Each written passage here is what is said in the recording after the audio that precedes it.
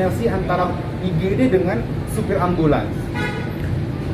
Artinya yang kita dengarkan kalau misalnya ambulans dibawa oleh keluarga pasien, kita harus bayar uang BBM atau kita harus bayar semacam jasa supir, Pak. Itu benar apa enggak? Izin Pak, kalau itu tidak pernah kita lakukan Pak. Ketika ada orang lain memakai ambulans isi minyak, uang ini, tidak pernah. Berarti gratis Pak, gratis? Kalau dia BPJS Pak, itu pasti digratiskan. Ditanggung BPJS gitu ya? Iya, ditanggung BPJS, tidak pernah dikenakan biaya. Jadi artinya ini kami tanya supaya kita juga terklarifikasi dengan apa yang disampaikan orang. Pak Direktur kan sampaikan tadi juga harus ada SOP. SOP ini sampai sekarang sepertinya belum jelas. Apa yang kita mohonkan sebenarnya untuk penggunaan daripada ambulans ini, Pak? Sebenarnya seperti apa? Supaya masyarakat lebih tahu, Pak. Penggunaan ambulans ini, Pak, ketika pasien itu memang masuk ke UGD, keadaan dalam keadaan emergensi, memerlukan segera untuk dirujuk ke tingkat lebih lanjut. Dokter UGD, perawat UGD itu harus klarifikasi ke rumah sakit tipe yang di atasnya.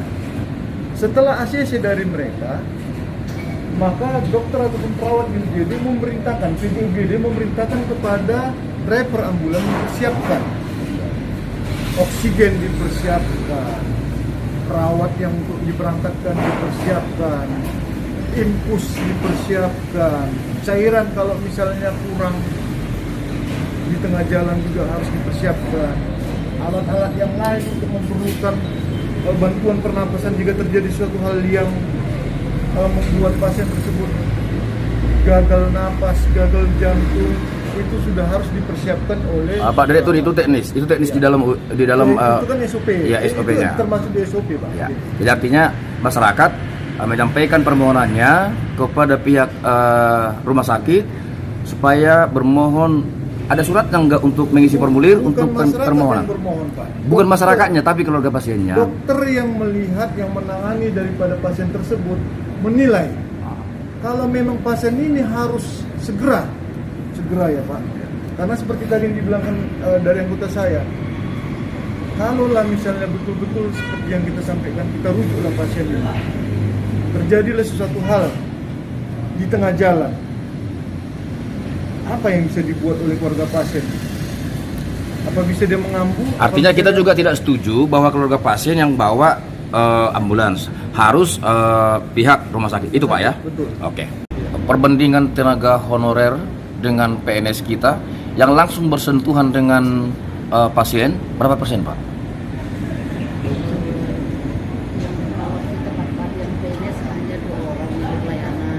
PNS hanya 2 orang untuk pelayanan, berarti semuanya tenaga honorer. Berapa orang itu tenaga honorer kita? Ada di ruang kabinnya 1 penanggung jawab, jadi 1 orang penanggung jawab, dan juga poliklinik umumnya yang tempat 3 orang. Terus yang honornya semuanya.